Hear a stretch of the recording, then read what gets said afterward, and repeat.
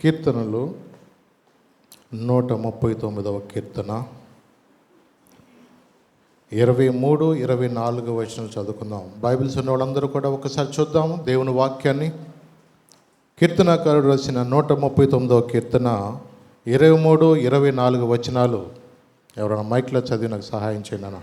దేవా నన్ను పరిశోధించి నా హృదయమును తెలుసుకును. నన్ను పరిశోధించి నా హృదయమును తెలుసుకునుము. నన్ను పరీక్షించి నా ఆలోచనలను తెలుసుకునుము. నన్ను పరీక్షించి నా ఆలోచనలను తెలుసుకునుము. నీకు ఆయాసకరమైన మార్గము నా యందున్నదేమో నీకు ఆయాసకరమైన మార్గము నా యందున్నదేమో చూడుము. నిత్య మార్గమున నన్ను నడిపించుము. నిత్య మార్గమున నన్ను నడిపించుము.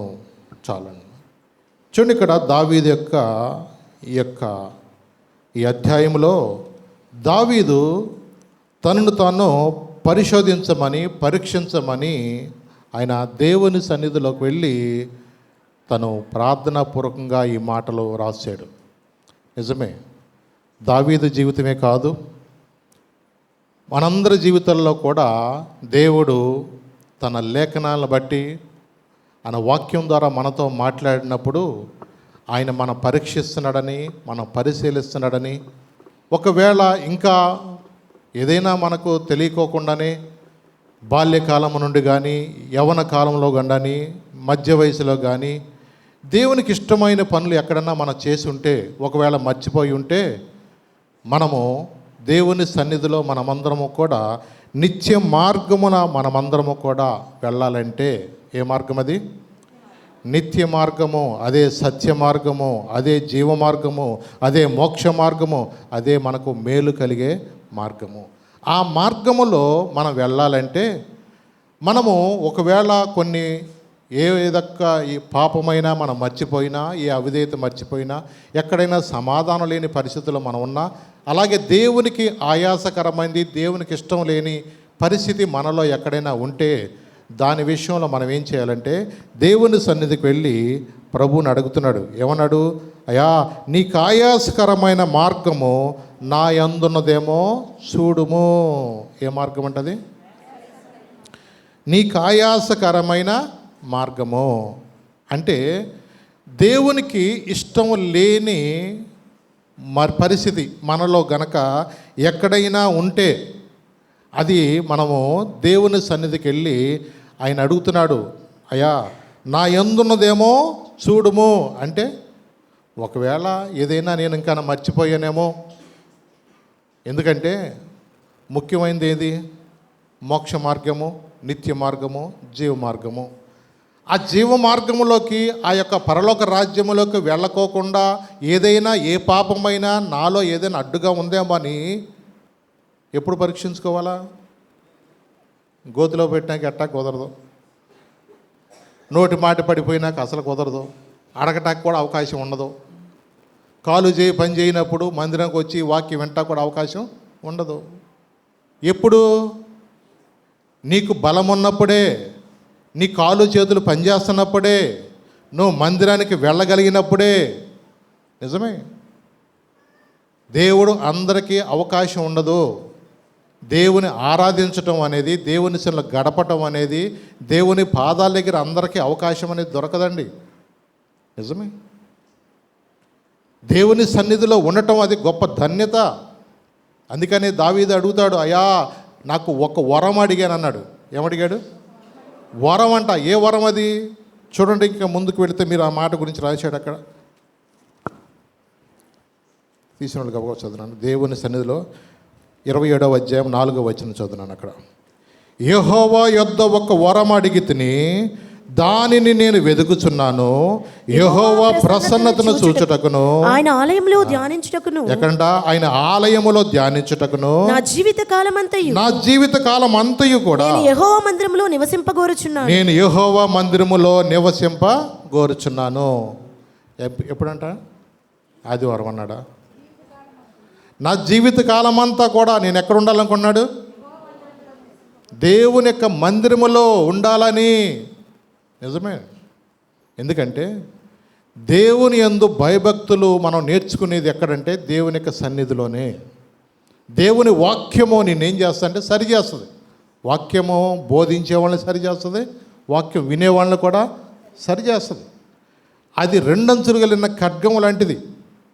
అందుకనే దేవుని వాక్యము మనం దగ్గరకు వెళ్ళినప్పుడు మనం పరీక్షించుకునే సమయం. ఏ సమయం అది? మనం పరీక్షించుకునే సమయం. అందుకనే దేవుడు కొన్నిసార్లు నీతో మాట్లాడతాడు. నేను మనసులో అనుకున్నదన్నీ కూడా ఈరోజు నాతో వచ్చినాయే, అసలు నా కథ అంతా ఈ రోజున, నా బ్రతుకంతా ఈ రోజున దేవుని వాక్యం ద్వారా నాతో మాట్లాడాడే. అంటే ఏంటంటే, నువ్వు నీ హృదయంలో ఏదైతే నువ్వు అనుకుంటున్నావో, ఎక్కడైతే నువ్వు జయించలేకపోతున్నావో, ఎక్కడైతే నువ్వు బయటికి రాలేని పరిస్థితి ఉందో, అదంతా దేవుడు నీతోనే తేటగా మాట్లాడుతున్నప్పుడు నీకు అర్థం చేసుకోవాల్సింది ఏంటంటే, దేవుడు ఈరోజు నాతో మాట్లాడుతున్నాడు, నన్ను చూస్తున్నాడు, నన్ను పరీక్షిస్తున్నాడు, నా హృదయ అంతరంగం వెరిగిన దేవుడు. కాబట్టి దేవుని సన్నిధిలో నేను ఆ నిత్య రాజ్యములో వెళ్ళటానికి ఒకవేళ నాకు ఏదైనా ఇంకా మర్చిపోయిన ఏమైనా ఉంటే ఆ విషయము దేవుని సన్నిధిలోకి వెళ్ళి మనం అడగాలంట. అదే అడుగుతున్నాడు. ఏమన్నాడు? అయ్యా, నీ ఆయాసకరమైన మార్గము నా యందున్నదేమో చూడుము, నిత్య మార్గమున నన్ను నడిపించుము. నిజమే. మొదట వచనం నుంచి మీరు 23వ వచనం వరకు అయా తెలుసుకొని ఉన్నావు, నీకు తెలుసును అంటూ చెప్తూ ఉంటాడు. మొదట వచనం నుంచి 23వ వచనం వరకు నీకు అన్నీ తెలుసయ్యా, తెలుసయ్యా, నీకు అన్నీ తెలుసయ్యా అంటాడు. కానీ ఆఖరికి వచ్చేళ్ళకి మళ్ళీ ఏమన్నా ఎక్కడైనా నీకు ఇష్టం లేనిది ఏమన్నా నాలో ఉందేమో ఒక్కసారి చూడు అంటాడు. మీరు ఫోన్లో సెర్చ్ ఆపరేషన్ ఉంటుంది, ఓ మూల భూతద్దం లాగా ఉంటుంది. భూతద్దం అంటే తెలుసా? ఆ భూతద్దం లాగా మార్క్ ఇచ్చి సెర్చ్ అంటాడు. అంటే నువ్వు యూట్యూబ్లోకి వెళ్ళాలన్నా, నీ ఫోన్స్ కాంటాక్ట్లో వెళ్ళాలన్నా, ఆ సెర్చ్ చేయడానికి నువ్వేం చేయాలంటే, ఏది అనుకుంటున్నావో అది లెటర్స్ నువ్వు టైప్ చేస్తే అదన్నీ ఏం చేస్తా, నీకు మొత్తం ఎతికేసి నీకు లాక్కొచ్చి నీ ముందు అలా పెడతా ఉంటుంది. అంటే అదేం చేస్తుంది, మొత్తం సెర్చ్ చేసేస్తుంది. సెర్చ్ చేసేసి నువ్వు అనుకున్నది ఏదో, నువ్వేది ఇవాళ గుత్తి వంకాయ కూర ఎట్టా వండాలి నువ్వు సెర్చ్ చేసి దానిలో ఒక్కసారి నువ్వు టైప్ చేసావు అనుకో, ఆ మాట అనపోయినా నువ్వు అనొచ్చు. మైక్ ఆన్ చేసి, ఇవాళ గుత్తి వంకాయ కూర ఆదివారం నేను మా చికెన్ తెచ్చుకోలేకపోయాను, స్పెషల్గా గుత్తి వంకాయ కూర నేను వండాలనుకుంటున్నానని నువ్వు దాన్ని సెర్చ్ చేసి అలా చెప్పావనుకో, నీకు 10 రకాల వంటలు, విస్మయ వంటలు కావాలంటే విస్మయ వంటలు వస్తాయి, ఇంకా మంచి మంచి మన ఊరు వంటలు వస్తాయి, ఇంకా ఇంకా రకరకాలైన వంటలన్నీ కూడా నీకు సెర్చ్ చేసి తీసుకొచ్చి ఏం చేస్తుంది, నీ ముందది పెడుతుంది. అంటే నువ్వు మనసులో ఏమనుకుంటున్నావో అన్నీ కూడా ఏం చేస్తుంది, నీకోసం ముందు తీసుకొచ్చి పెడుతుంది, సెర్చ్ చేసుకొచ్చి పెడుతుంది. భూతత్వంలాగా ఉంటుంది అది. అలాగే కొన్నిసార్లు దేవుని బిడ్డలుగా మన తప్పులు మనం కొన్నిసార్లు ఏమనుకుంటామంటే మనం కప్పి పెట్టుకుంటాం. ప్రతిపక్షం వాళ్ళు ఎప్పుడు కూడా ఏ మాట జారినా అధికార పక్షం వాళ్ళు ఏం చేస్తారు, దాన్ని భూతద్దంలో చూస్తారు. ఇక దాన్ని టీవీ ఓడు చెప్పిందే చెప్పి ఎన్నిసార్లు దాన్ని రీప్లే కొడతా ఉంటాడు. ఒకసారి గోప మీద కొట్టాడుకో దాన్ని పద్దాక కొట్టినట్టు చూపిస్తాడు. అంటే చూడండి, వాళ్ళ తప్పులేమో కప్పి పెట్టుకుంటారు, గిట్టనోళ్ళ తప్పులేమో భూతద్దంలో అలాగ చూస్తారు, మ్యాగ్నిఫై చేసి చూస్తారు దాన్ని. నిజమే. కానీ దేవుడి సన్నిధిలో మనం వెళ్ళినప్పుడు ఒకవేళ ప్రభువా నీ ఆయాసకరమైన మార్గము నా యందున్నదేమో చూడు అంటూ ఉంటాడండి. అందుకని మొదటి వచనం నుంచి మళ్ళీ ఒకసారి చదువుదాం, 3 వచనాలు. అక్కడ ఏముందంటే, యెహోవా నీవు నన్ను పరిశోధించి తెలుసుకొని ఉన్నావు, నీవు నన్ను పరిశోధించి తెలుసుకొని ఉన్నావు. నేను కూర్చుండుట నేను లేచుట నీకు తెలియను, నేను కూర్చుండుట నేను లేచుట కూడా నీకు తెలియను. నాకు తలంపు పుట్టక మునిపే నీవు నా మనసు గ్రహించుచున్నావు, నాకు తలంపు పుట్టక మునిపే నీవు నన్ను నా మనసును గ్రహించుతున్నావు. నా నడకను నా పడకను నీవు పరిశీలన చేసి, నా నడకను నా పడకను కూడా ఏం చేస్తున్నావు, నువ్వు పరిశీలన చేస్తున్నావు. అవును. దావీదు తను చేసిన పొరపాటును గురించి నాతాను ప్రవక్తను పంపించాడు. తను ఎప్పుడూ కూడా దేవుని మందిరంలో ఉండాలని ఆశపడిన వ్యక్తే, దేవుని ఆత్మచేత గొప్ప కార్యాలు జరిగించిన వ్యక్తే. సింహం ఏంటి, ఎలుగుబంటి ఏంటి, గొల్యాతు లాంటివని కూడా ఇశ్రాయేలులో ఎవరు చేయని కార్యాలు. గొల్యాతు ఇలాంటి పెద్ద పెద్ద 6 మూరల జానుడు వ్యక్తి. మరి అలాంటి ఫిలిస్తీన్ కూడా చంపి ఇశ్రాయేలుకి జయం అందించిన వ్యక్తి. సౌలు 100 మంది చంపి ముందోళ్ళని తెమ్మటి 200 మంది చంపి ముందోళ్ళు తెచ్చిన వ్యక్తి. అంటే అంత పరాక్రమంతుడు అయిన వ్యక్తి. నిజమే, ప్రార్థన చేయవలసిన సమయంలో తను ప్రార్థన చేయకోకుండా వసంతకాలంలో రాజులు యుద్ధం చేసే సమయంలో అతను తన సైన్యము కొరకు ప్రార్థన చేయాలి. ఎందుకంటే ఒకటి, అతను కూడా తెలుసు, మరి యెహోషువ యుద్ధం చేస్తుంటే మోషే ఏం చేశాడు? వెళ్ళి కొండ మీదకి వెళ్ళి ప్రార్థన చేశాడా లేదా? యెహోషువ యుద్ధానికి వెళ్ళినప్పుడు మోషే వెళ్ళి ప్రార్థన చేస్తున్నాడు. అలాగే మన కుటుంబంలో ఉన్న పరిస్థితులను బట్టి బిడ్డలు ఎగ్జామ్స్కి వెళ్తుంటే తల్లులు కొంతమంది ప్రార్థన చేస్తారు. ఇంటర్వ్యూకి వెళ్తున్నప్పుడు ఇంట్లో వాళ్ళు ప్రార్థన చేస్తూ ఉంటారు. ఏదైనా ఒక పని ఉన్నప్పుడు ఆ పనిలో కూడా మనం ఏం చేస్తామంటే ఆ పని సక్సెస్ఫుల్గా మనం జరగాలంటే మనం ఏం చేస్తాము? ప్రార్థన చేస్తూ ఉంటాము. హాస్పిటల్లో ఎవరైనా ఉన్నారప్పుడు ఆపరేషన్ జరుగుతున్నప్పుడు చెప్తారు, అయ్యా ఈ టైంలో ఆపరేషన్ జరుగుతుంది, ఆ టైంలో మీరు కొంచెం ప్రార్థన చేయండి. అమ్మాయిని హాస్పిటల్కి జాయిన్ చేసాము, మరి ఆపరేషన్ అంటున్నారు, ఆ విషయంలో మీరు ప్రార్థన చేయండి. అంటే చూడండి, కొన్నిసార్లు మనము దేవుని సన్నిధికి వెళ్ళి మనం ఏం చేస్తామంటే, ప్రభువా ఈ పరిస్థితుల్లో నీవు మాతో ఉండి మమ్మల్ని నడిపించు, మమ్మల్ని బలపరచు అంటూ మనం ఏం చేస్తామంటే ప్రార్థన చేస్తాం. మరి యుద్ధం జరుగుతున్నప్పుడు దావీదు చేయవలసింది ప్రార్థన చేయకోకుండా ఆయన ప్రాకారం మీద అటు ఇటు ప్రచారాలు చేస్తున్నప్పుడు తను చూడరాని దృశ్యం చేశాడు. తనకి ఇది మంచిది కాదు అని మనస్సాక్షి చెప్తున్నా మనస్సాక్షిని చంపుకొని తను తప్పు చేశాడు. ఆ పొరపాటు తన జీవితంలో అది తన జీవిత కాలం అంతా కూడా తను వేధిస్తూనే ఉంది. నిజమే, ఎందుకంటే మన దేవుడు ఆకాశం నుండి నరులందరినీ పరిశీలిస్తున్నా అంటే రాజులను చూస్తాడు, సామాన్యుని కూడా చేస్తాడు. ఎవరు తప్పు చేసినా దేవుడు ఎవరిని విడిచిపెట్టడు. రాత్రి కూడా చెప్పాను మీకు, పూర్వకాలం అయితే మనుషులు చేసిన పాపాన్ని బట్టి వ్యభిచరించినందున కొన్ని వేల మంది చచ్చిపోయారు. సనగటం వలన కొన్ని వేల మంది చచ్చిపోయారు. అవునండి, కనాను మీకు ఇస్తాను అని చెప్తే నమ్మకోకుండా వ్యతిరేకంగా మాట్లాడిన ఆ 10 మందిని బట్టి కాలేబు యెహోషువలు మాత్రమే 20 సంవత్సరాలు వయసు లోపు వాళ్ళు మాత్రమే కానానులోకి ప్రవేశిస్తారు తప్ప అపనమ్మిక చొప్పున 10 మార్లు నన్ను వాళ్ళు నమ్మకోకుండా ఇలా మాట్లాడిన దాన్ని బట్టి ఎవరో కూడా కానాను చేరరు. వాళ్ళు దినమునకు 1 సంవత్సరం చొప్పున 40 దినములు బట్టి 40 సంవత్సరాలు అరణ్యములోనే వాళ్ళ పాపమును బట్టి వారు నమ్మన స్థితిని బట్టి అరణ్యములోనే రాలిపోతారని దేవుడు స్పష్టంగా చెప్పాడు. అంటే చూడండి, దేవుడు కొన్నిసార్లు ఆ కాలంలో ఉండే పనిష్మెంట్లు చాలా భయంకరంగా ఉండేవి. కానీ దేవుని కృపను బట్టి ఈ కృపా కాలంలో దేవుడు మనల్ని ప్రేమించి ప్రతి దినము, ప్రతి వారము, ప్రతి ఒక్క నెల కూడా దేవుడు మనల్ని హెచ్చరించేది ఎందుకంటే మనమందరము కూడా పరీక్షించుకోవాలి. ప్రతిరోజు మనం స్నానం చేస్తున్నట్టుగానే ఒకవేళ ప్రభా ఇంట్లో ఉంటాయి, అత్త కోడలకు రాకుండా ఉంటాయా? తోడు కోడలకి మధ్యలో చిన్న ఏమైనా లేకుండా ఉంటాయా? చిన్నపిల్లలు కానీ పెద్దోళ్ళు కానీ ఏదో ఒక దాని మీద మాట గబుక్కుని పొలం వెళ్ళినప్పుడు ఏదో ఒక విషయంలో కూడా కొన్ని సందర్భాల్లో మాట తోలనాటం కానీ పొరపాటున ఊత పదాలుగా ఏదైనా బూతు మాటలు కూడా కొంతమంది వస్తాయి. ఇంకా ప్రార్థనకు వచ్చేవాళ్ళు కొంతమంది ఇంకా సినిమా పాటలు కూడా రింగ్ టోన్లు అప్పుడప్పుడు వినపడతా ఉంటాయి. అంటే దేవుని బిడ్డలుగా దేవుని కొరకు నిలబడాలని దేవుని కొరకు బ్రతకాలని అనుకున్నా కానీ ఇంకా కొంత లోక స్వభావం అనేది మనుషుల్లో పోక దేవునికి ఇష్టమైన లేని పనులు కొన్ని మనుషులుగా ఏదో కొన్ని ఉంటాయి. కానీ అల్టిమేట్ మన గోల్ ఏంటి?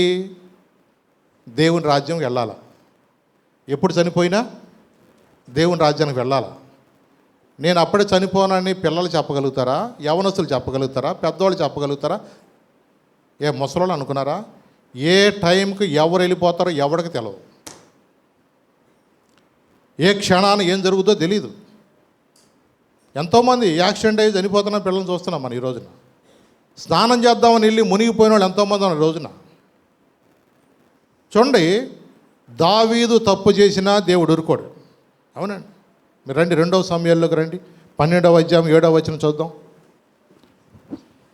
2వ సమూయేలు 12వ అధ్యాయము 7వ వచనం. నాతాను దావీదును చూచి ఆ మనుష్యుడవు నీవే ఇశ్రాయేలు దేవుడైన యెహోవా సెలవిచ్చినదేమనగా, ఇశ్రాయేలుల మీద నేను నిన్ను రాజుగా పట్టాభిషేకము చేసి సౌలు చేతిలో నుండి నిన్ను విడిపించి నీ యజమానుని నగరిని నీకు అనుగ్రహించి నీ యజమానుని స్త్రీలను నీ కౌగిట చేర్చి ఇశ్రాయేలు వారిని యూదా వారిని నీకు అప్పగించితిని. ఇది చాలదని నీవు అనుకుని ఎడల నేను మరి ఎక్కువగా నీకు ఇచ్చియుందును. నీవు యెహోవా మాటను తృణీకరించి ఆయన దృష్టికి చెడు నడత చేసితివేమి. ఎవరి దృష్టికి అంట? దేవుని దృష్టికి చెడుతనము చేసితివేమి. హిత్తీయుడగు ఉరియాను కత్తి చేత చంపించి అతని భార్యను నీకు భార్య నీవు పట్టుకొని ఉన్నావు. అమ్మోనీల చేత నీవు అతని చంపించితివి కదా. నీవు నన్ను లక్ష్యము చేయక హిత్తీయుడగు ఉరియా భార్యను నీకు భార్యగునట్లు తీసుకొనినందున నీ ఇంటి వారికి సదాకాలము యుద్ధము కలుగును. నీ ఇంటి వారికి సదాకాలము ఏం జరుగుతాయి అంటే యుద్ధాలే. తప్పు చేసింది ఒకడు, శిక్ష అనిపించింది కుటుంబము. అవునండి. ఆకాను దాచిపెట్టాడు, కుటుంబం అనేది రాళ్లతో కొట్ట చంపబడింది. గెహజీ తప్పు చేశాడు, కుటుంబం అంతా కూడా, వంశం అంతా కూడా కుష్టు రోగులు మయమైపోయింది.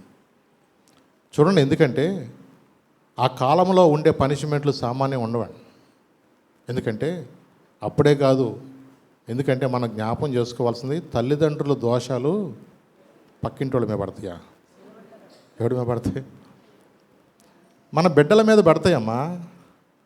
తల్లిదండ్రులుగా మనము జాగ్రత్తగా లేకపోతే, మనం నోరు పారేసుకుంటే, చెయ్యి పారేసుకున్నా దాని యొక్క పనిష్మెంట్ మనమే అనుభవించాలి.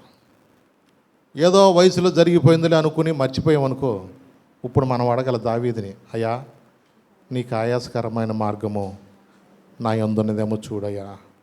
ఏదో ఆ రోజున పొరపాటున కొంచెం ఆవేశంలో గబుక్కుని మా అమ్మని మా నాన్న నిద్ర బాధేశానయ్యా, ఇప్పుడు వాళ్ళు చచ్చిపోయారు అయ్యా. నేను బాగా చూసుకుంటే వాళ్ళ పాటి శుభ్రంగా బతికేవాళ్ళేమోనయ్యా. నా మూర్ఖ స్వభావాన్ని బట్టి, నా కోపాన్ని బట్టి, లోకంలో స్నేహాలను బట్టి నేను ఇష్టానుసారంగా జీవించి నా భర్త కొంతకాలం బతికేవాడనయ్యా. నా జీవితంలో నా పొరపాటును బట్టి గుండెకి చచ్చిపోయాడయ్యా. నిజమే. కొన్నిసార్లు మనం జరిగిపోయినాక మనం బాధపడతాం కాదు, కానీ ఒకటి ఇక మనం చేయవలసింది ఏంటంటే దేవుని సన్నిధిలోకి వెళ్ళి మనం పరీక్షించుకోవాలి. అయ్యా నన్ను పరీక్షించయ్యా, నన్ను పరిశోధించయ్యా, నీకు ఆయాసకరమైన మార్గము నా యందున్నదేమో చూడు. దావీదుకి తెలియదా? బాల్యం నుండి కూడా దేవుని ఆత్మచేత నడిపించబడిన వ్యక్తి కాదా?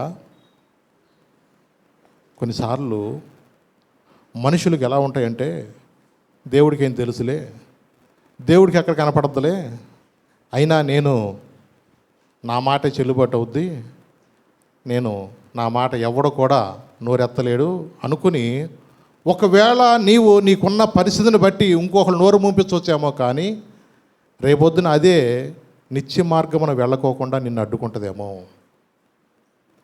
ఆ ఒక్క కారణం చేతే.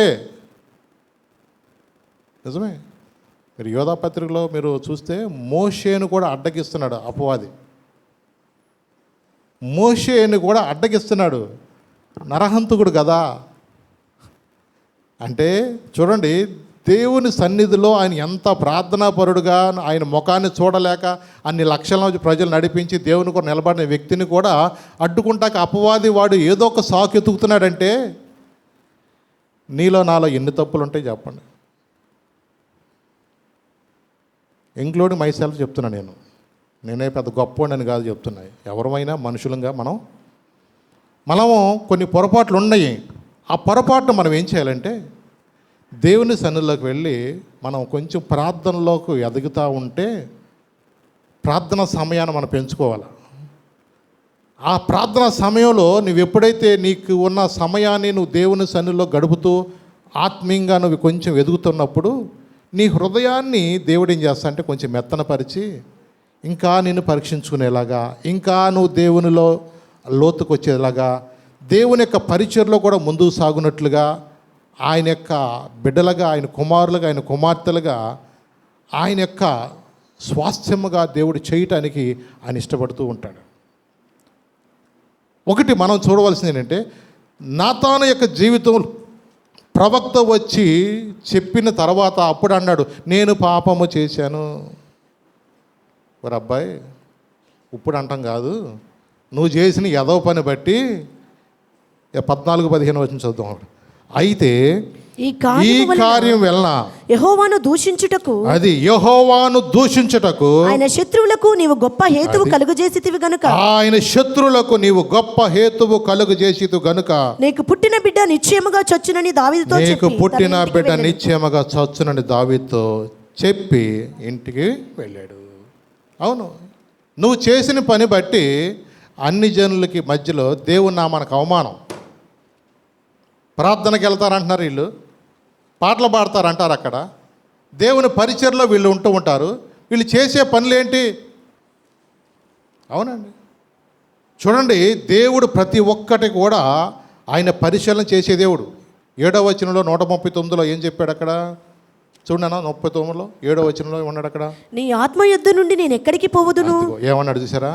నీ ఆత్మ యుద్ధ నుండి నేను ఎక్కడికి వెళ్తానయ్యా? నీ సన్నిధి నుండి నేను ఎక్కడికి పారిపోవదును. నీ సన్నిధిలో నుండి నేను ఎక్కడికి వెళ్ళిపోతానయ్యా? నేను ఆకాశమునకు ఎక్కినను, నీవు అక్కడను ఉన్నావు. నేను ఆకాశం ఎక్కినా, నువ్వు అక్కడ ఉన్నావు. నేను పాతాళమందు పండుకొనినను, నీవు అక్కడను ఉన్నావు. నేను వేకువ రెక్కలు కట్టుకొని, ఏకువ రెక్కలు కట్టుకొని సముద్ర దిగంబత్తములలో నివసించినను, అక్కడను నీ చెయ్యి నన్ను నడిపించును. ఎక్కడ తప్పుకుంటామని చెప్పండి, ఎక్కడ తప్పుకుంటాం మనము? ఇవాళ దొంగోళ్ళే దొరికిపోతున్నారు, మటర్ చేసినా దొరికిపోతున్నారు, ఏది చేసినా దొరికిపోతున్నారు. ఇవాళ దొరకనోడు అంటూ లేడు. వాడేదో బుద్ధిహీనంగా ఏదో అనుకొని గొలుసు లాగేశానో లేకపోతే ఎవరిని చంపేశానో ఏదో అనుకుంటాడు తప్ప కాసేపట్లో ఎవడైనా దొరుకుతున్నారు. ఈ మధ్య భార్యలు కూడా దిండేసి నొక్కేసింది ఒక అమ్మాయి, నొక్కేసి కాళ్ళు చేతులు పట్టుకుని ఊపిరాడకుండా చంపేసేస్తే గుడి జబ్బు వచ్చింది, చచ్చిపోయిన బేరమని ఏడిసి కూసేపు యాక్షన్ చేశారు. ఈలోపు చుట్టాలు ఫ్రెండ్స్ అందరూ చూశారు, వాడు చెవుల్లోంచి రక్తం వచ్చి ఉంది. నాకు అనుమానంగానే ఉంది, కొంచెం పోస్ట్ మార్టం పంపించండి అని చెప్తే పోస్ట్ మార్టంలో చూస్తే ఊపిరాడుకోకుండా చంపేశారు ఈ అబ్బాయిని నొక్కేసి. అందుకని చచ్చిపోయి తప్ప గుండె జబ్బుకి మాత్రం కాదు. భార్యను తీసుకెళ్ళి 4 తగిలిచ్చారు. ఎవరెవరో ఏంటంటే మత్తు పిల్ల కలిపేసి పడుకోబెట్టింది, ఆడు శుభ్రంగా అన్నం తినేసి పడుకున్నాడు, ఆడు వచ్చేసాడు. చూడండి, ఎవరికి తెలవదు అనుకుంటున్నారండి వాళ్ళు. ఇట్లాంటి ఎన్ని చదువుతలేదండి రోజుకి. మగవాళ్ళు చంపే కన్నా ఆడవాళ్ళు చంపే ఎక్కువైపోయినాయి ఈ మధ్య. అసలు ఎవడు భయపడతలా. నిజమే, కాలం మారిపోయింది అంటున్నారు చూసారా. ఇవాళ పరిస్థితులు ఎప్పుడులాగా లేవు. గుంజకు పట్టుకు ఏలాడేవాళ్ళు ఎవడు లేడు ఇవాళ. ఏదైనా అడ్జస్ట్మెంట్తోనే ఉంది ఇవాళ. కొత్తగా పెళ్ళయ్యేవాళ్ళు కూడా కొంచెం ఆలోచించి నిర్ణయాలు తీసుకోండి. పెళ్ళైన వాళ్ళైనా ఇక నుంచి జాగ్రత్తగా ఉండటం మంచిది. నిజమే, ఎందుకంటే ఇప్పుడున్న పరిస్థితిని బట్టి వాళ్ళు కూడా ఇంటర్నెట్లో సెర్చ్ చేసి వస్తున్నారు. ఒక మనిషిని ఎంతసేపట్లో చంపచ్చు, ఏ విధంగా చంపచ్చు. ఫోన్లు అందరికీ ఉన్నాయిగా, ఎవడికి లేవు? ఇంటర్నెట్ అందరికీ ఉన్నాయి. ఎవడికి ఎతకాల్సిన వాళ్ళు ఎత్తుకుంటున్నాడు, దేని ఎతకాల్సిన వాళ్ళు ఎత్తుకుంటున్నాడు. ఇవాళ నీ తెలవకపోతే చాట్ పెట్టిన అడిగినా చెప్పేస్తుంది. ఒక మనిషిని ఎట్ట చంపాలో ఏ ద్వారా మొత్తం వివరాలు అడిగితే నీకు అన్నీ చెప్పుద్ది. ఈ రోజున ఉన్న పరిస్థితులను బట్టి కొన్నిసార్లు మనం కొన్ని జాగ్రత్తగా ఉండాలి. ఈ లోకంలో ఎక్కడైనా తప్పుకోవచ్చేమో, కానీ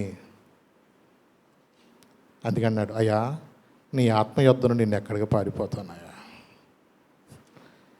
దేవుడు మనతో మాట్లాడతాడు.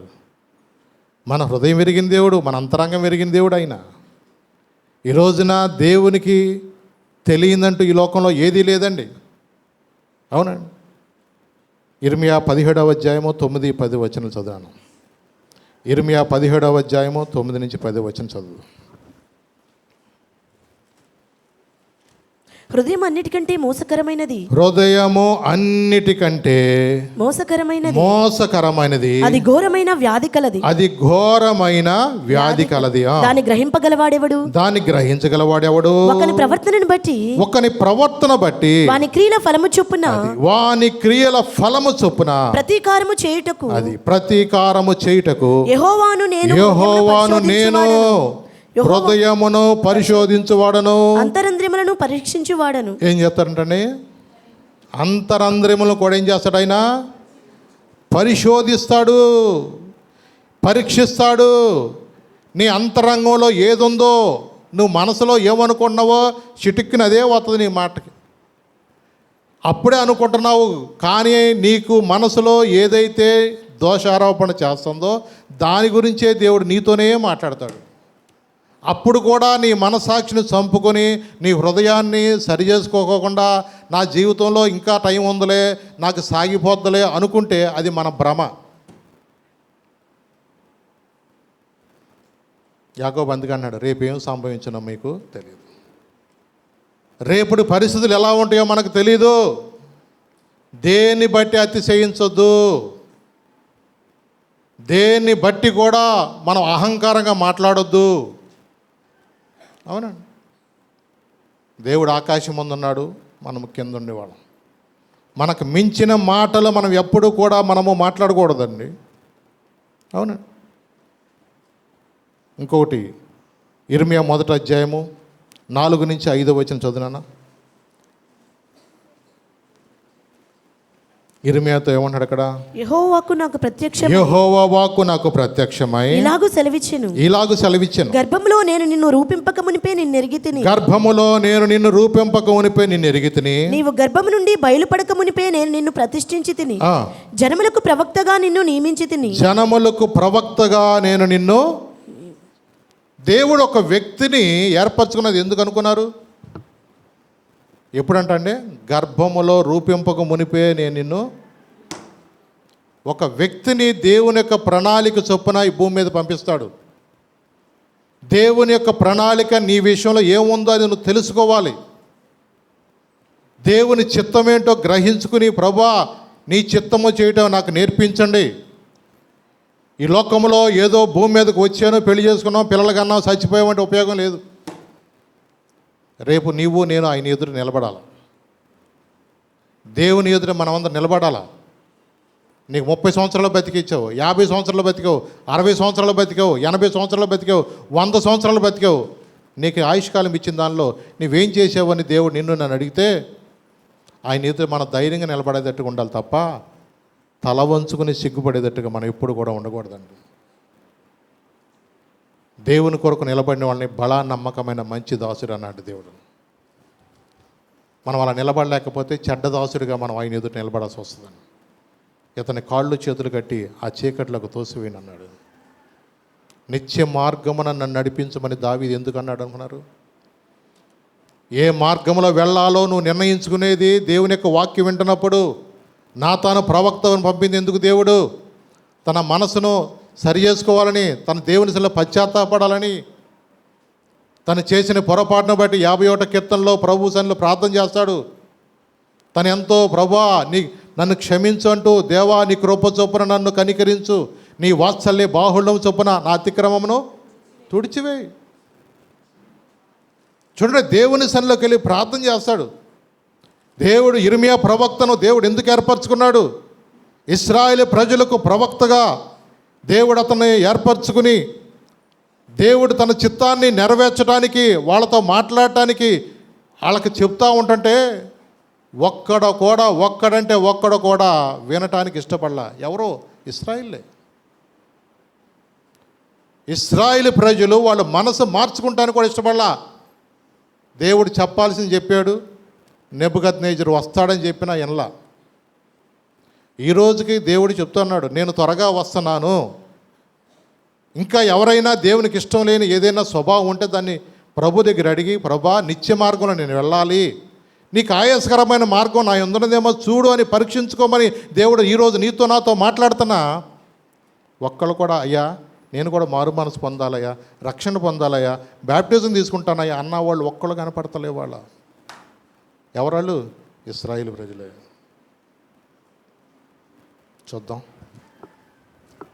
చూద్దాం అనుకుంటమే కానీ ఆ దినమందు వారి మధ్యకు వెళ్ళి యిర్మీయా ఏడుస్తూ కన్నీటితో చెప్తాడు వాళ్ళకి. ఎంత బ్రతిమలాడుతాడో వాళ్ళ దగ్గరికి వెళ్ళి. కానీ వాళ్ళ స్వభావాలు మార్చుకోలేదు అక్కడండి. అవును, యిర్మీయా 13లో అంటాడు చూడండి, 23వ వచనం చదివినాను. యిర్మీయా 13:23. కూషు దేశస్థుడు తన చర్మమును మార్చుకొనగలడా? చిరుతపులి తన మచ్చలను మార్చుకొనగలదా? మార్చుకొనగలిగిన ఎడల కీడు చేయుటకు అలవాటు పడిన మీరును మేలు చేయటకు వల్లపడదు. అవును, ఒక చర్మము అనేది ఎలాగైతే మార్చబడదో, కూషి దేశం అంటే వాళ్ళు నల్ల జాతీయులు. మన మోషే గారి భార్య కూడా కూషి దేశ స్త్రీయే. అందుకని మిరియాముకు నచ్చల. ఎంతసేపు మరి ఆడవాళ్ళకు ఉంటుందిగా, మరి మా మరదలు కూడా ఎర్రగా బుర్రగా ఉండాలి, మన నత్తుడైనా వచ్చే పిల్ల మాత్రం అట్టు ఉండాలా, పైనుంచి దేవదూతలాగా ఉండాలని ఉంటుంది. మనవాడు చూస్తేనేమో నల్లదాన్ని వేసుకొచ్చాడు. అంటే చూడండి, మరి దేవుని యొక్క ఏర్పాటు మనం ఏం చేయగలుగుతాం. కానీ అక్కడ కూషి దేశస్తువులు చర్మాన్ని తను మార్చుకోగలుగుతాడా? చిరతపురి తన మచ్చలేమన్నా మార్చుకోగలుగుతా? కీడు చేయటానికి, పాపం చేయడానికి అలవాటు పడిన వాళ్ళు నిజమే ఆ ఊబులో నుంచి రాలేరు. నిజమే, ఒక్కొక్కరికి ఒక్కొక్క సమస్యలో ఒక ఊబు ఉంటుంది. ఏ వయసుకు తగ్గట్టుగా ఆ వయసు తగ్గట్టుగా ఆ ఊబులో ఇరుక్కుపోయిన వాళ్ళు బయటికి రావడం చాలా కష్టం. దేవుని కృప ఉంటే తప్ప రాలేరు. దానికి కూడా దేవుని కృప ఉండాల్సిందే. చాలామందికి మా వాళ్ళు ఏమనుకుంటారు?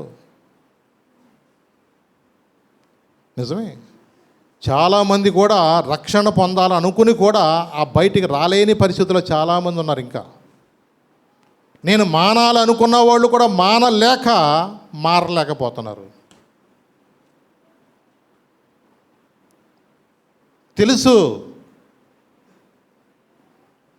తెలుసును డాడీ అందో ఆమె, తెలుసును మమ్మీ అంది,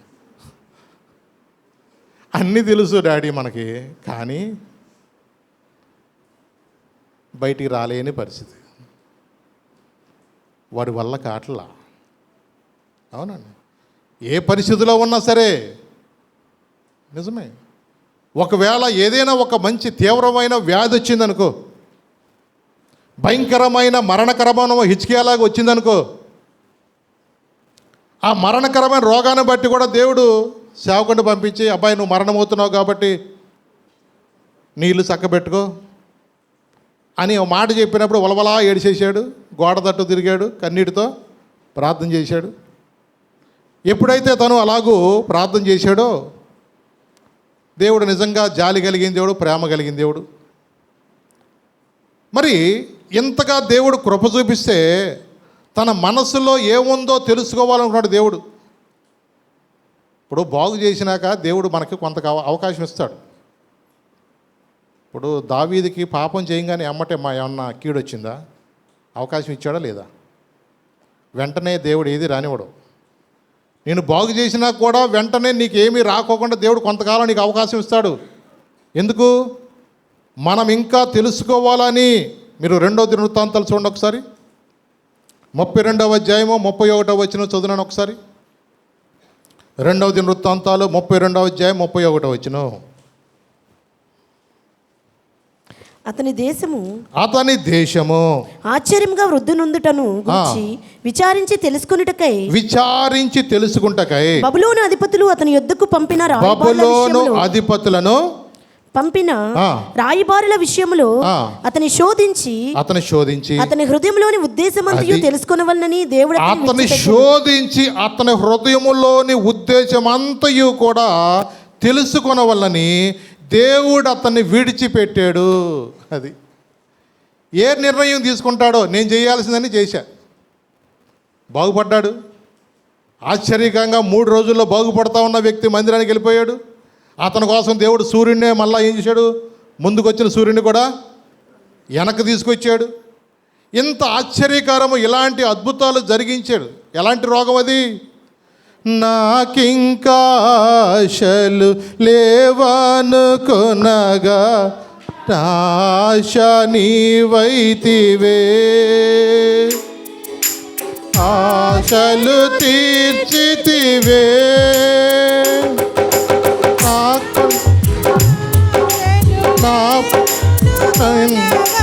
నా పక్షమందుంటివే, నాకభయమిచ్చితివే. మళ్ళా చెప్తాం.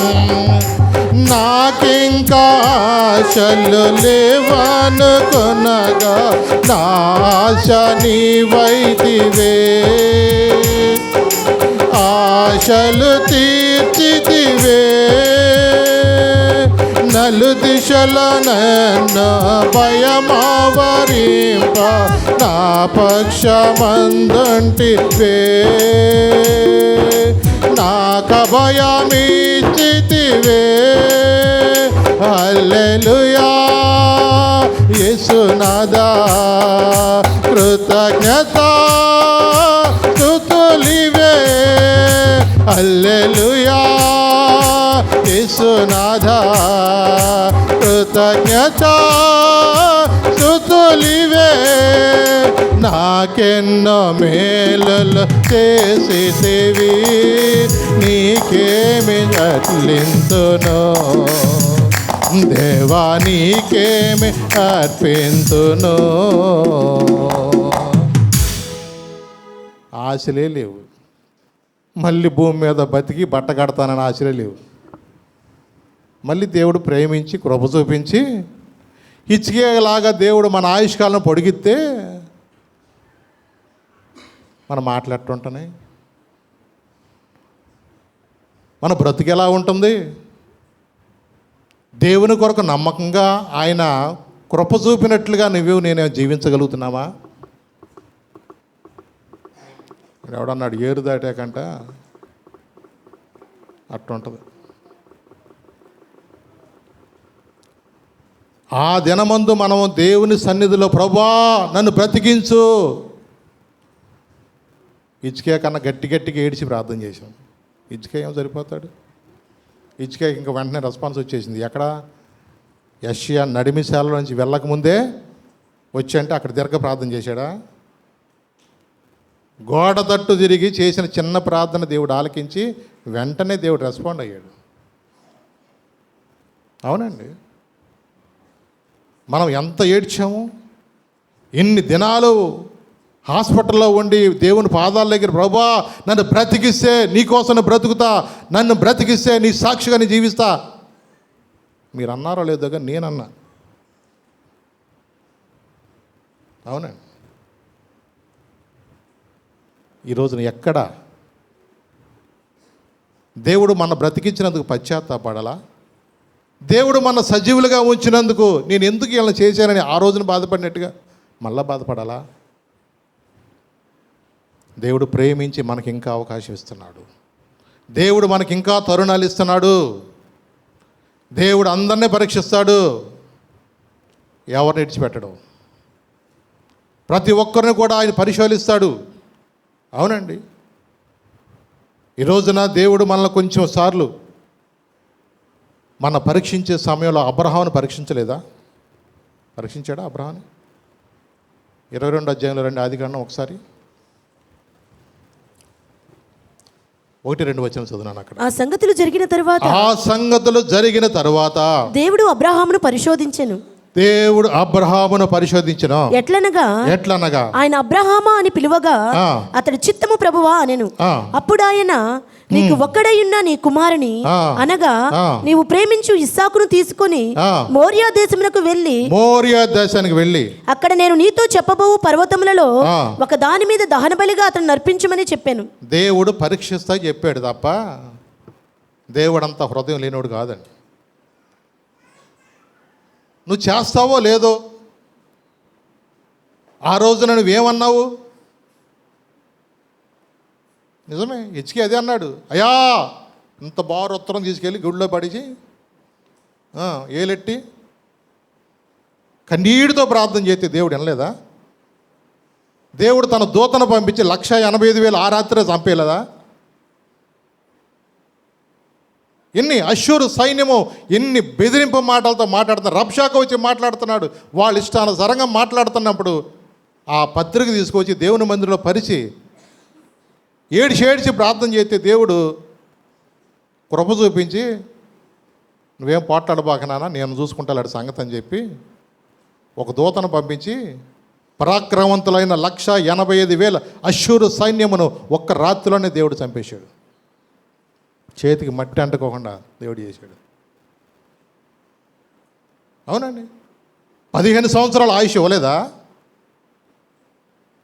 దేవుడు? అందుకనే పరీక్షిస్తున్నాడు. ఆ బబులోను సైన్యం వచ్చారు, దేవుడు నిన్ను బాగు చేశాడంట. ఈ మధ్య సూర్యుడు కూడా వెనక్కి వెళ్ళాడంట, నీ వల్లేనంట నువ్వు చేసిన ప్రార్థన.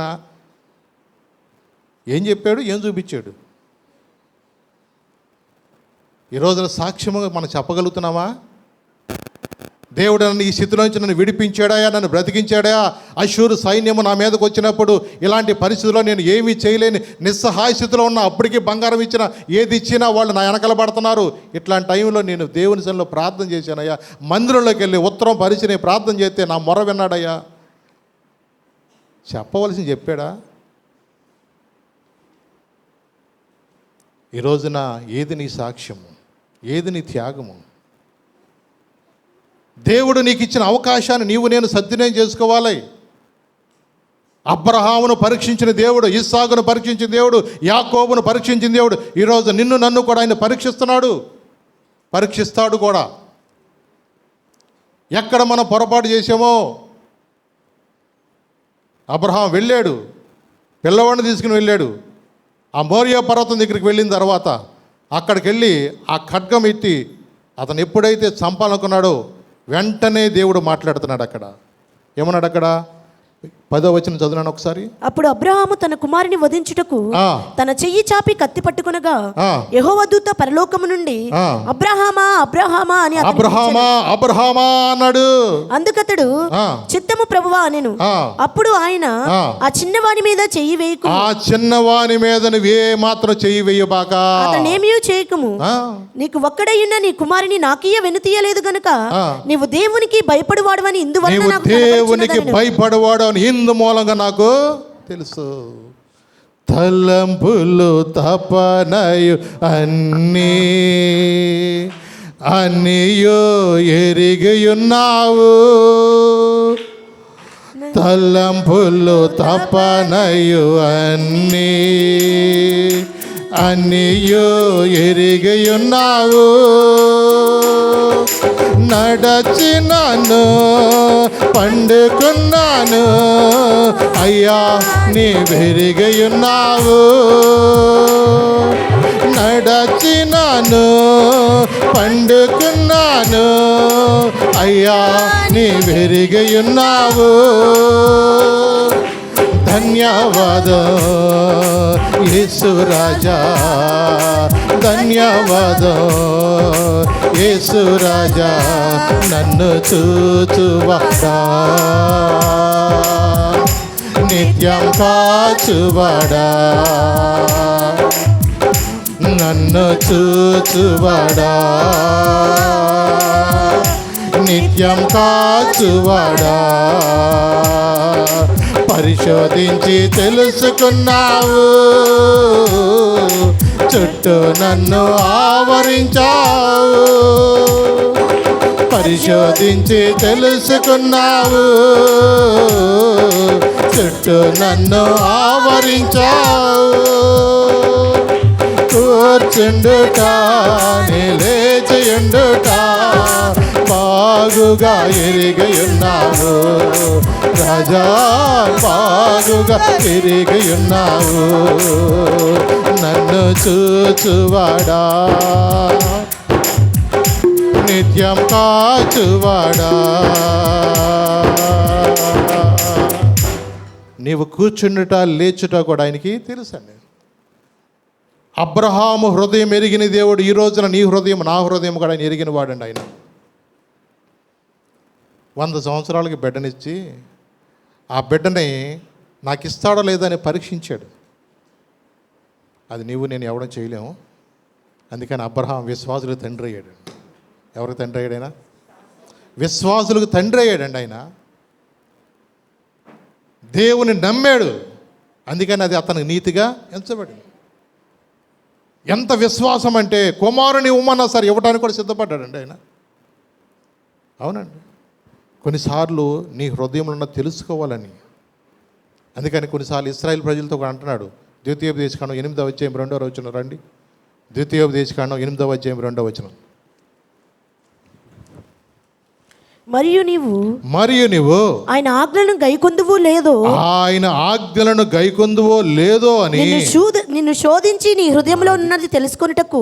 ఎక్కడ ఏ హృదయం ఎక్కడంట? నిన్ను శోధించి నీ హృదయంలో తెలుసుకుంటకు నిన్ను అణుచు నిమిత్తమును అరణ్యములో ఈ 40 సంవత్సరములు నీ దేవుడని యెహోవా నిన్ను నడిపించిన మార్గం అంతటిని జ్ఞాపకము చేసుకొనుము. ఎక్కడ నడిపించాడండి? అరణ్యములో.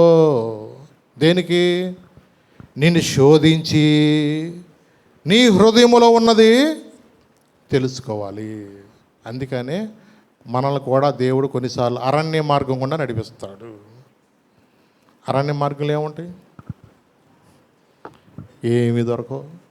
అటు చూసినా ఇటు చూసినా జంతువులు తప్ప ఏమీ కనపడవు. కోతులు చూసి కిసకిసకంటూ ఉంటాయి, ఎక్కిరిస్తూ ఉంటాయి. నీ బతుకుని చూసి ఎక్కిరిస్తూ ఉంటాయి. ఉడతలు చూసి ఎక్కిరిస్తూ ఉంటాయి, ఎలికలు చూసి ఎక్కిరిస్తూ ఉంటాయి. అరణ్య మార్గంలో దేవుడు కొన్నిసార్లు తీసుకెళ్తాడు. అందుకని నెల హాస్పిటల్లో కూర్చోబెడతాడు దేవుడు అప్పుడప్పుడు మనం తీసుకెళ్ళి. అప్పుడైనా నోరు తెరిచి ప్రార్థన చేస్తావేమో అని. బెల్లం కొట్టిన రాయిలాగుంటే ఆయన మాత్రం ఏం చేస్తాడు? నిన్ను శోధిస్తాడు, నిన్ను పరీక్షిస్తాడు. ఇప్పుడైనా దేవుని సన్నిధిలో వాళ్ళు ప్రార్థన చేస్తారేమో అని. దేవుడు ప్రేమించి కొన్నిసార్లు మనం అరణ్య మార్గం గుండానే నడిపిస్తాడు. అన్నీ బాగుంటే ఎవడు ప్రార్థనకి వెళ్తాడండి? ఎప్పుడు ఏ రోగం రాకపోతే ఎవడు చర్చికి వస్తాడు? దేవుడు ప్రేమించి వారిని ఏం చేస్తాడు? గద్దించి శిక్షిస్తాడు. కొన్నిసార్లు మన ప్రేమించే మన వ్యాధిగ్రస్తులుగా చేస్తాడు. కొన్నిసార్లు కదలలేని స్థితిలో పెడతా ఉంటాడు. కొన్నిసార్లు ఒంటరిగా ఉన్నప్పుడు నీ హృదయంలో ఏముందో నిన్ను పరీక్షిస్తాడు. భార్య లేనప్పుడు నిన్ను పరీక్షిస్తాడు, భర్త లేనప్పుడు నిన్ను పరీక్షిస్తాడు, అమ్మ నాన్న లేనప్పుడు నిన్ను పరీక్షిస్తాడు. వాలీబాల్ ఆడేటప్పుడు నోట్లోంచి ఏం మాటలు వస్తున్నాయో, ఇంగ్లీష్ వస్తుందా, హిందీ వస్తుందా, తెలుగు వస్తుందా, పరీక్షిస్తాడు. ఆటో ఎక్కినాక, పెళ్ళికి వెళ్ళినాక అక్కడ మన మాటలు కోటలు దాడిపోతున్నాయేమో పరీక్షిస్తాడు. పొలంలోకి వెళ్ళినప్పుడు వాళ్ళు వీళ్ళు సరసాలు మాట్లాడుతుంటే నిన్ను రెచ్చగొడితే అక్కడ నిన్ను పరీక్షిస్తాడు. నువ్వే పరిస్థితుల్లో ఉన్నా నిన్ను కొన్నిసార్లు నిన్ను శోధించి నీ హృదయంలో ఉన్నది తెలుసుకోవాలని ఆయన ఏం చేస్తాడు? పరీక్షిస్తాడు. నిజమే, చాలా జాగ్రత్తగా ఉండాలి. కొంతమంది ఉంటారు, ఇవాళ మా ఆవిడ ఊరు వెళ్ళిపోయిందిరా, ఆయనకి మందు పార్టీ చేసుకుందాం మీ ఇంట్లో అనుకునే బ్యాచ్గా ఉంటారు. నిజమే. ఒకసారి ఎట్టాగే ఒక ఆయన ఎట్టాగే వాళ్ళ ఆవిడ ఊరు వెళ్ళిపోయింది.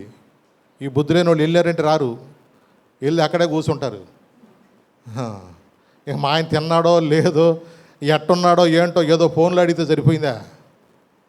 ఈ వెనకాల బ్యాచ్ ఉంటారుగా, రేపు మీ ఆవిడ ఇప్పుడే రాదనుకుంటుగా, సాయంత్రం నేను తీసుకొస్తాలే అంటాడు. ఏంటిది? దానిలో టచింగ్ కూడా. ఇక మొత్తం సిట్టింగ్ వేస్తారు. ఓ రోజు హ్యాపీ గడ్డీలు తలుపు కొడుతున్నాడు ఎట్టేట. అంకుల్ అసలు తలుపు అంటే తీనే ఇట్లా ఆడు చిన్నప్పుడు పంపించే తలుపు కొట్టేట. అంటే తలుపులు వేసేసుకున్నారు గట్టిగా. ఇప్పుడు తీస్తే గప్పుమని వాసన వస్తుంది ఇంటో. భార్య ఉన్నప్పుడు నీ బతుకు ఎట్ట ఉండాలో, భార్య లేనప్పుడు ఎట్టుందో కూడా నిన్ను పరిశోధిస్తాడు. తల్లిదండ్రులు ఉన్నప్పుడు ఎలా ఉంటున్నావో, తల్లిదండ్రులు లేనప్పుడు ఎట్ట ఉంటున్నావో, నువ్వు ఒంటరిగా ఉంటున్నప్పుడు ఎలా ఉంటున్నావో కూడా నిన్ను పరిశోధిస్తాడు. నిన్ను శోధించి నీ హృదయములో ఏముందో కూడా, ఏమన్నాడు అక్కడ? నీ హృదయములోనున్నది తెలుసుకుంటకు నిన్ను అణుచు నిమిత్తము అరణ్యములో ఎన్ని సంవత్సరాలు? 40 సంవత్సరాలు. దేవుడు మనల్ని పరీక్షించే దేవుడు అండి ఆయన. అవును, యోసేపును పరీక్షించలేదా? అన్నదమ్ములు అన్నాడు, అక్కడ చచ్చాడు, ఎక్కడో పోయాడు అనుకున్నారు. పోతీఫరు భార్య శోధించినప్పుడు పనివాళ్ళు అనుకున్నారు వీడి బతుకైపోయింది అనుకున్నారు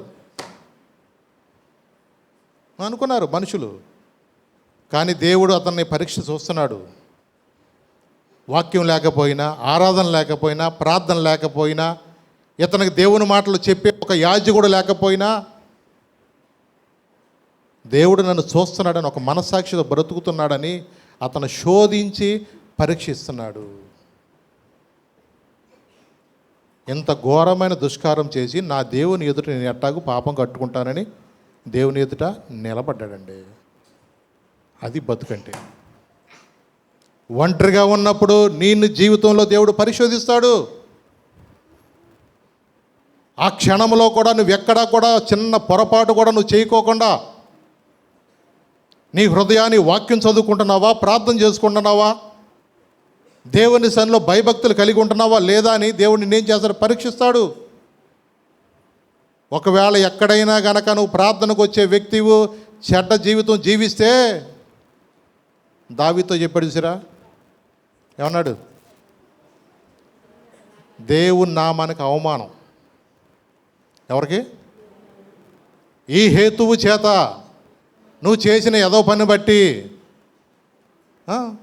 శత్రువులకు నువ్వేం చేసావు? దేవుని నామానికి అవమానం అది. ప్రార్థనకు వెళుతున్న మనము, దేవుని యందు వాక్యం వింటూ నేర్చుకుంటున్న మన జీవితాల్లో దేవుని ఎప్పటికప్పుడు అడగాల. ఎన్నో ఆలోచనలు రావచ్చు, అది నీ మనసులో అలా కూర్చొని పెట్టపాక. పక్షులు వెళ్తూ ఉంటాయి కానీ నెత్తి మీద గూడెట్టేదట్టే ఉండకూడదు. చెడ్డ ఆలోచన వచ్చిందంటే వెంటనే దాని ఏం చేయాలి? ప్రభా, నాకు ఆలోచన ఎందుకు వస్తుంది? నాకు ఎలాంటి ఆలోచన రానివద్దు ప్రభా, జై జీవితం నాకు దయచేయి ప్రభా, నువ్వు జయించిన వాడు ప్రభా. శిష్యులు ఎన్ని రకాలుగా నిన్ను నమ్మి నీదే ఉన్నవాడు కూడా 30 వెండి నాలుగు అమ్మేశాడు. అప్పటికి చెప్తున్నాడు, రబ్బాయ్ నాతో పాటుగా పాత్రలో చేయి ముంచినాడన్నా ఆడికి ఏమన్నా కొంచెమన్నా గ్రహింపుందా? నీతో మాట్లాడుతున్నప్పుడు కొన్నిసార్లు నీ హృదయం తెరవగలుగుతున్నావా? అయ్యో ఈరోజున నాతో దేవుడు మాట్లాడుతున్నాడు, నా జీవితంలో నిత్య మార్గం నన్ను వెళ్ళటానికి అయ్యా నీకు ఆయాసకరమైన మార్గమో నా యందున్నదేమో చూడమని దావీదు పరీక్షించుకున్నట్టుగా నీవు నేనేమన్నా పరీక్షించుకోగలుగుతున్నామా? అట్టా చెప్తారులే. అందరూ అంత అలా మారిపోతే అలా సరిపెట్టుకోవద్దు ఎప్పుడు కూడా. ఇంకా నీకు ఇచ్చిన అవకాశం నువ్వు సద్వినియోగం చేసుకోకపోతే ఆ దినమందు రొమ్ము కొట్టుకుంటారంట, ఆ దినమందు రొమ్ము కొట్టుకుని ఏడుస్తారంట. మనం అలాంటి పరిస్థితులకు మనం వెళ్ళకూడదని దేవుడు మనతో మాట్లాడుతున్నాడు అండి. అవునండి. యెషయా 28వ అధ్యాయం 16వ వచనం చదువుదాం. యెషయా 28వ అధ్యాయము 16వ వచనం. ప్రభువుకు యెహోవా ఇలాగున ప్రభువుకు యెహోవా ఇలాగు సెలవిచ్చుచున్నాడు, సియోనులో పునాదిగా రాతిని వేసిన వాడను సియోనులో నేనే. పునాదిగా రాతిని వేసిన వాడు నేనే. అది పరిశోధింపబడిన రాయి, అది పరిశోధింపబడిన రాయి, అమూల్యమైన తలరాయి, అమూల్యమైన తలరాయి, బహు స్థిరమైన పునాది అయిన బహు మూలరాయి అయి స్థిరమైన ఉన్నది. పునాది అయిన మూలరాయి అయి ఉన్నది. విశ్వసించువాడు కలవరపడడు. విశ్వసించువాడు కలవరపడడు. అవును, ఆ రాయి ఎవరు? ప్రభు అయిన యేసు. ప్రభు అయిన యేసు. అవునండి, స్థిరమైన పునాది నీకు నాకు వేసిన ఆయన. అందుకని విశ్వసించువాడు కలవరపడ్డు. నువ్వు ప్రభు మీద నువ్వు ఆధారపడితే పిచ్చి పిచ్చి ఆలోచనలు వెంటనే ప్రభు సన్నిధిలోకి వెళతావు. ప్రభా, ఒకవేళ నన్ను పరీక్షించయ్యా. ఏదో ఫ్రెండ్స్ వచ్చినప్పుడు అప్పుడప్పుడు కొంచెం పొరపాటున ఇలా మాట్లాడుతున్నాను, నాకు మించిన మాటలు నేను మాట్లాడుతున్నాను, నీ వాక్యం తెలిసి కూడా ప్రభా జ్ఞానం లేకనట్టుగా. హిజ్కియా ఎంత గొప్పవాడు అంటున్నారు. అతని ముందు కానీ అతని తర్వాత కానీ అతని వంటి భయభక్తులు కలిగిన వాడు రాజు లేడని అతని సాక్ష్యం ఉంది. అట్లాంటి వాడిని కూడా దేవుడు పరీక్షించాడు. అతని హృదయంలో తెలుసుకోవాలని, నేను ఈయన బాగు చేసినాక అష్షూరు సైన్యమును జయమిచ్చిన తర్వాత దేవుడు అతను పరిశోధిస్తున్నాడు, పరీక్షిస్తున్నాడు. ఈ రోజున అబ్రహామును పరీక్షించిన దేవుడు, హిజ్కియాను పరిశీలించిన దేవుడు, దావీదును పరీక్షించిన దేవుడు, ఇక్కడ నన్ను అందరిని కూడా ఏం చేస్తున్నాడు? ఆయన పరీక్షిస్తున్నాడు. అందుకని మన దేవుని సన్నిధికి వెళ్ళి మనం అడగాల, అయ్యా నీకు ఆయాసకరమైన మార్గము నా యందున్నదేమో చూడయ్యా, నన్ను పరీక్షించయ్యా, నన్ను పరిశోధించయ్యా, నిత్య మార్గమున నన్ను నువ్వు నడిపించు. ఆ మార్గములో, ఆ జీవ మార్గములో, ఆ పరలోక మార్గంలో వెళ్ళకోకుండా ఏదైనా అడ్డుగా ఉందేమో అని గుండె చప్పుడు ఆగిపోకముందే మళ్ళీ మనం సరి చేసుకునే అవకాశం. మళ్ళీ మనం దేవుని పాదాల దగ్గర వెళ్ళినప్పుడు, ప్రభువా నాకు తెలిసి కొన్ని పొరపాటు మాట్లాడానయ్యా, నాకు తెలిసి తొందరపడ్డానయ్యా, తెలిసి కొన్నిసార్లు నా కన్ను నేను అదుపులో పెట్టుకోలేదయ్యా, తెలిసి కూడా నా నోటిని అదుపులో పెట్టుకోలేదయ్యా, తెలిసి కూడా నా చెవులు అదుపులో పెట్టుకోలేదయ్యా, నన్ను క్షమించు. దేవుని సన్నిధిలో మనం వెళ్ళి పశ్చాత్తాపడితే దేవుడు ప్రేమ కలిగిన దేవుడు, క్షమించే దేవుడు. అందుకన్నాడు, దావీదుకు చూపిన శాశ్వత కృపను నేను మీకు చూపిస్తాను అన్నాడు. ఆయన కృపామయుడు, కృప కలిగిన దేవుడు, ప్రేమ కలిగిన దేవుడు. ఈరోజు మనల్ని ప్రేమించి మనతో మాట్లాడుతున్నాడు ఆయన. ఇంకా ఏదైనా ఒకవేళ చిన్నది మనలో ప్రార్థన చేయలేని పరిస్థితి వస్తుందా? కన్నీరు ప్రార్థన రావట్లేదా? వాక్యం చదవాలని మనసు రావట్లేదా? మందిరానికి తొందరగా వెళదామని మనసు రావట్లేదా? చచ్చిపోయేలోపు ఒకసారన్నా దేవుని పాదాల దగ్గరికి వెళ్దామని నాకు మనసు రావట్లేదా? పరీక్షించుకుందాం, పరిశోధించుకుందాం. దేవునికి ఇష్టం లేనిది ఏది ఉందో మన ప్రభువుని అడుగుదాం. లేచి నిలబడదాం, ప్రభువుని అడుగుదాం. ప్రభా నన్ను పరీక్షించు ప్రభా. దావీదు ఎలాగైతే తన జీవితంలో, ప్రభా నీ పాదాల దగ్గరికి వచ్చి, దేవా నన్ను పరిశోధించయ్యా, నా హృదయమును తెలుసుకునమో, నన్ను పరీక్షించిన ఆలోచన తెలుసుకునమయ్యా, నీకు ఆయాసకరమైన మార్గము నా యందున్నదేమో చూడమయ్యా, నిత్య మార్గమున నన్ను నడిపించమని బ్రతిమలాడుకున్నాడు. ప్రభా అవునయ్యా, నీకు అన్నీ తెలుసు అని అన్నాడయ్యా. నేను కూర్చుండనే తెలుసు, నీకు లేచుటని నీకు తెలుసయ్యా, నా తలపు పుట్టకమునిపై నువ్వు నన్ను ఎరిగి ఉన్నావని చెప్పిన వ్యక్తి ప్రభా తను పరీక్షించుకుంటున్నాడు. ప్రభా ఒకవేళ ప్రభా నాకు ఇష్టం లేని ఏదైనా, ప్రభా నీకు ఇష్టం లేని ఏదైనా నేను చేశానేమో, నా కుంటిలో ప్రభా, నా కుటుంబంలో నా భార్య లేనప్పుడు ఒకవేళ చెడ్డ ఆలోచనలు వచ్చినాయేమో, నా భర్త లేనప్పుడు ఏదైనా నేను ప్రభా పొరపాటున ఏదైనా మాట్లాడానేమో, ఒకవేళ ఏదైనా తల్లిదండ్రులు లేనప్పుడు నేను ప్రభా చాటింగ్ చేస్తూ అయ్యా వ్యర్థమైన సంభాషణ చేశానేమో ప్రభా, అయ్యా నన్ను క్షమించు ప్రభా, నీ ఆయాసకరమైన మార్గము నాలో నుండేమో చూడు అని పరీక్షించుకుంటున్నాడు ప్రభా. కానీ కొన్నిసార్లు నా పాపము నా ఎదుట కనబడుతున్నప్పుడు కూడా, నేను చేసిన అవిధేయతలు నా ముందుకు వచ్చినప్పుడు కూడా, నాతోనే తేటగా మాట్లాడుతున్నప్పుడు కూడా, ప్రభా ఇప్పుడే కాదులే, తర్వాత మారు మనసు పొందొచ్చులే, తర్వాత బాప్తిసం తీసుకోవచ్చులే, తర్వాత నేను చూసుకుందామలే అనుకుని ఆ నిత్య మార్గమున వెళ్ళే మార్గాన్ని కాదుకునే వ్యక్తికి నేను ఉండనే వద్దురే. అయ్యా నన్ను క్షమించు ప్రభా, నన్ను క్షమించు ప్రభా. నా హృదయంలో ప్రభా ఇంకా ఎక్కడైనా ప్రభా చిన్న మనసు నాలో ఉందేమో, నా జీవితంలో నీకు ఇష్టం లేని ఎక్కడ ప్రభా ఉన్నాయో అవి పరీక్షించిన జ్ఞానం నాకు దయచేయి ప్రభా. వాక్యం విండి కూడా నాకు కాదులే అనుకునే మనసు నాలో వద్దు ప్రభా తండ్రి నాయన. కొన్నిసార్లు ప్రభా హృదయంలో ఉందో తెలుసుకోవాలని మమ్మల్ని అరణ్య మార్గం కూడా నడిపిస్తావంట ప్రభా. ఆ దినమందు నువ్వు పరీక్షించేవు ప్రభా. ఎర్ర సముద్రాన్ని పాయలుగా చేసే వాళ్ళ కోసం ప్రభా, పరలోక మన్నాను వారికి ఇచ్చేవు ప్రభా, బండలో నుంచి నీళ్లు పంపించే వాళ్ళకి తాగటానికి నీళ్లు ఇచ్చేవు ప్రభా. అయినను ప్రభా నిన్ను మర్చిపోయి బొమ్మలు చేసుకుని ఎగురుతూ గంతులేస్తూ ప్రభా, ఓ ఇశ్రాయేలు ఐగుప్తు దేశం నుండి విడిపించింది నీవే అని ఆ బొమ్మలకు ఆరాధిస్తున్న ఇశ్రాయేలును చూసావయ్యా. అవునయ్యా, ఎన్నిసార్లు మమ్మల్ని విడిపిస్తే ఈరోజు బొమ్మలకు సహకరించేవారుగా ప్రభా మమ్మల్ని ఉండని వద్దయా. అయ్యా కొన్నిసార్లు తెలిసి మనస్సాక్షిని చంపుకొని ప్రభా ఇది నా వల్ల కాదు, లోకంతో రాజీ పడిపోయేవారుగా నేను ఉండనే వద్దు ప్రభా. నన్ను క్షమించు ప్రభా.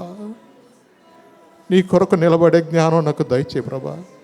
నీ ఎదుట బలా నమ్మకమైన దాసుడుగా నీ కొరకు నిలబడే కృపను నాకు కూడా దయచేయి ప్రభా.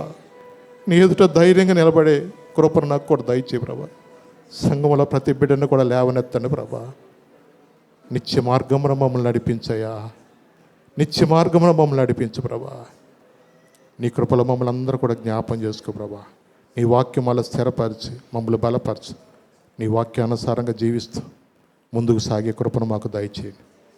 ఎవరైతే వ్యాధిగ్రస్తులు ఉన్నారో, ఎవరైతే బలహీనలు ఉన్నారో, ఎవరైతే ఇంకా హృదయాన్ని కఠినం చేసుకున్నారో, నీ మందిరంలో అడుగు పెట్టలేని స్థితిలో ఎవరున్నారో వారిని కూడా స్వస్థపరిచి నడిపించయ్యా.